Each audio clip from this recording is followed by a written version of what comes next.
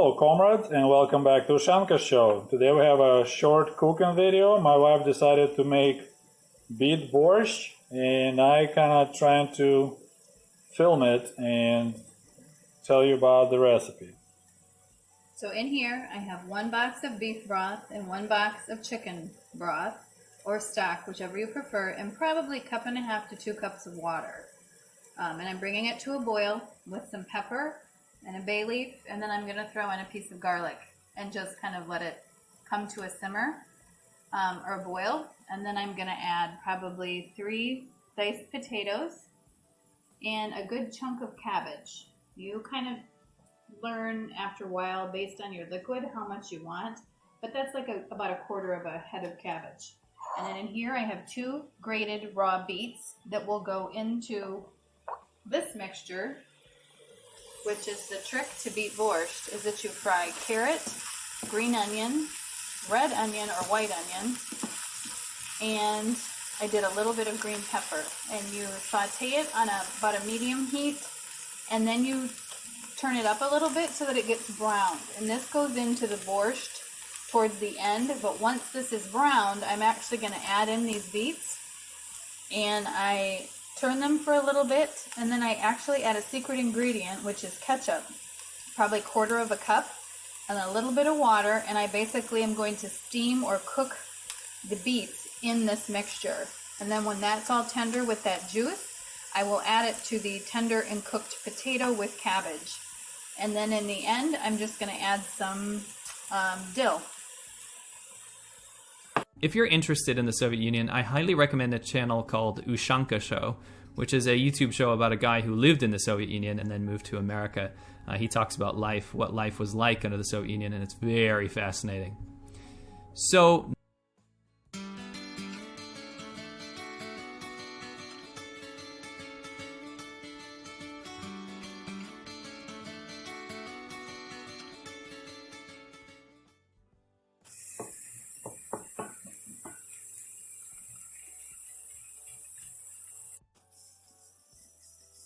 Now back home in Ukraine and Russia and Soviet Union, we didn't have broth available. I don't think so. Usually people just buy a chunk of meat and you boil it for about 3 hours.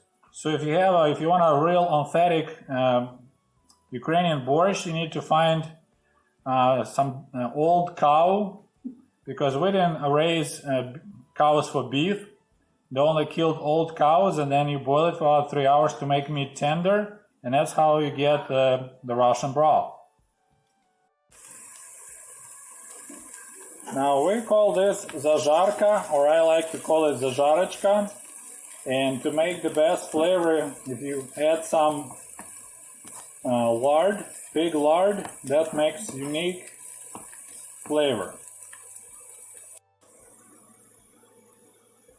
What adds nice flavor also to this zazharочка is sunflower oil.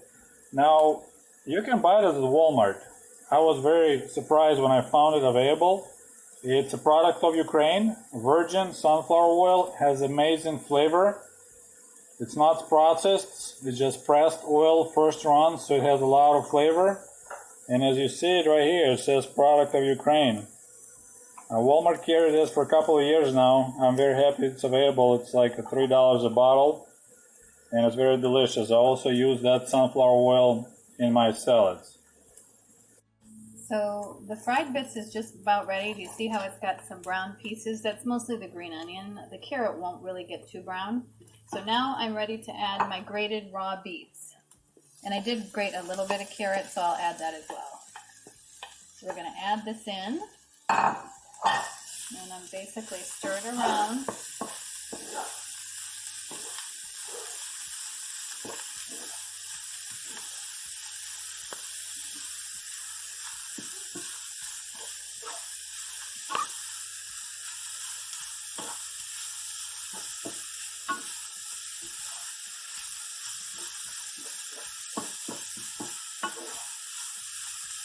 And now is going to come that secret ingredient I told you about, this good old ketchup. Sergey's mom did it, and I think it's the perfect balance of tomato and vinegar And then we're going to add a little bit of water.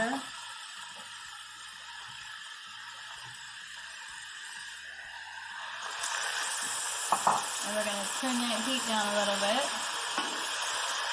and put a lid on it. And this will basically steam and cook the beet before we add it to the soup, and it makes kind of the lovely paste that colors the soup with that nice red tint. I brought it to a boil, and again I added some garlic, and this has pepper, probably 20 cranks of a hand cranked pepper, and then we did probably 3.5 potatoes just diced up, and a bay leaf. And I'm going to put this in. I did add some salt just so the potatoes aren't too bland. Once these are almost tender, then I'm going to add the cabbage, and then I will add the other ingredients and show you that. And remember, you can't call it soup if it doesn't have potatoes. So I've had a lid on this after I put the ketchup and water in, and you'll see how it kind of gets nice and tender, and it kind of makes a little bit of a sauce. I'm going to add in, I think, just a hint more ketchup just to really beef it up. And then, if Sergey will move over to the right, I've added the cabbage to the almost cooked potato pieces. And as soon as the cabbage is tender, then we will add the beet mixture and just kind of warm that up as well with this for flavor. And then I'm going to add in some fresh dill and fresh parsley. And then you taste it for seasoning and make sure you don't need to add any more salt or pepper, and that's pretty much it. Okay, so you can see that the cabbage is tender. It kind of changes color. And my beet mixture is perfect. So I'm going to add all of this in, and I'll show you another trick because you don't want to miss out on any of the good stuff that's in this frying pan. So I always add a little bit of the liquid and just kind of toss it around, get all that good stuff from the vegetables, and throw that in because there's actually a lot of flavor there. Зажарочка. Which I can't say. Okay. Now, we'll stir that up. You can see this is where you get your bright red color.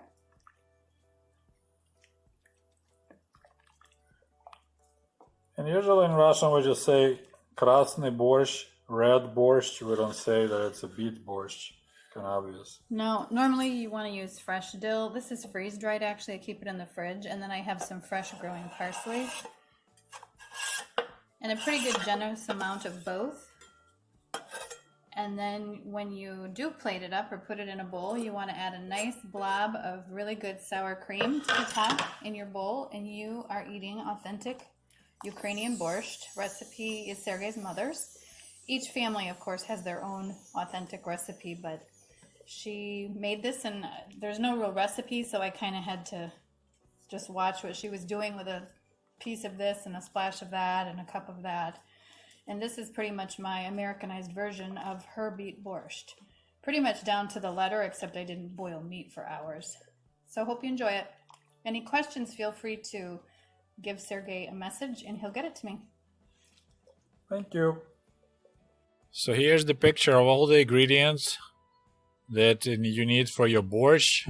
Ketchup, cabbage, peeled potatoes. Gotta have potatoes if you want to have borscht or soup, and others. And I want to apologize. It's not a perfect cooking video, but if you have any questions, please post below this video and I'll try to answer me or my wife. And once again, if you want to get the authentic flavor of the Soviet borscht, you cannot use broth that's sold here in America. You need to actually find a chunk of old cow, chunk of old meat, and boil it for 3 hours.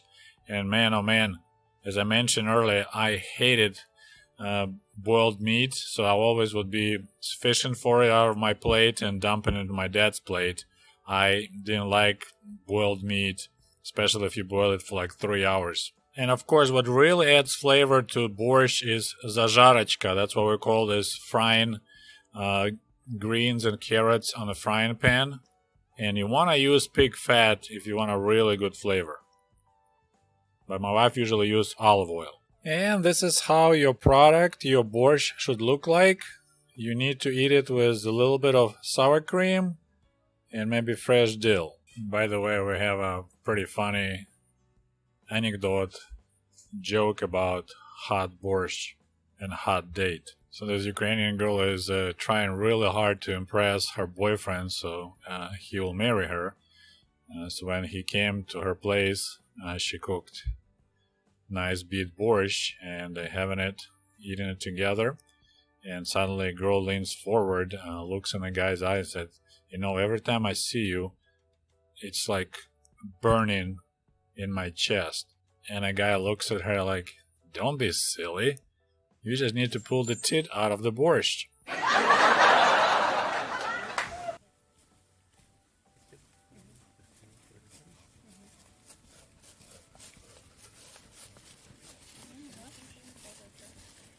Ты куда ты? Здрасте.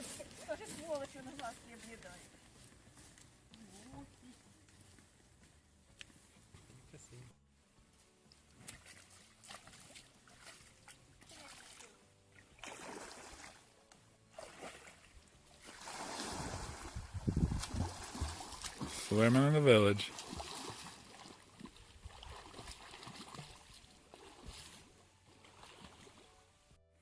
We can try to snatch some milk. No.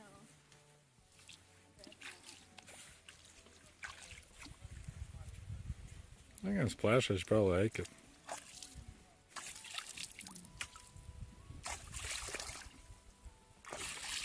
I want to get charged.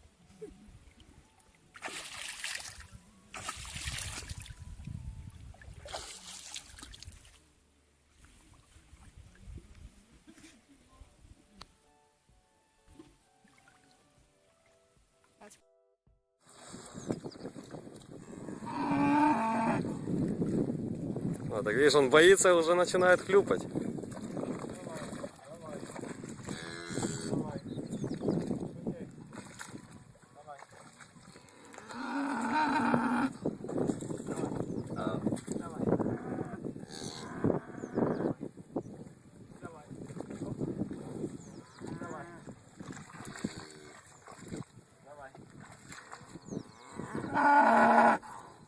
Там может за лапы его передние там подхвати.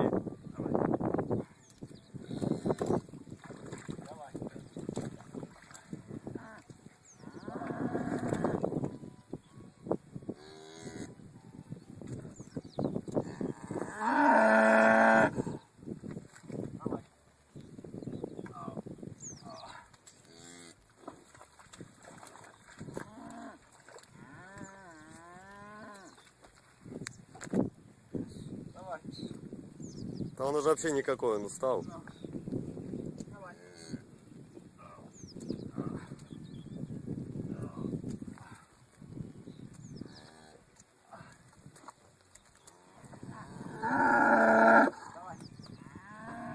Да вытащи его уже на землю.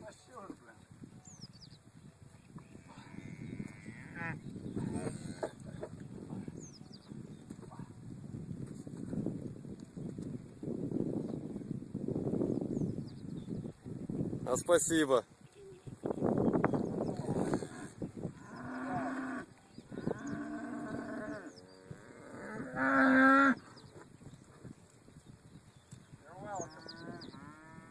Жизнь в селе Жовить.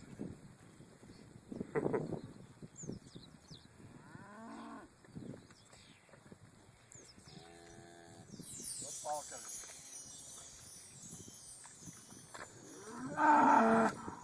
Пожалуйста, пожалуйста. Это. Мама, тетя, да. О, смотри, побрел. Пошел? Да, встал. О. Пожалуйста.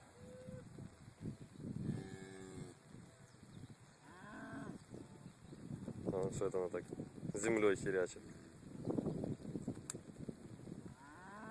Ася, целая компания за ним ухаживает. Да. Тебе, наверное, придется мои кроссовки нести некоторое время. Спасение коров – дело каждого советского пионера.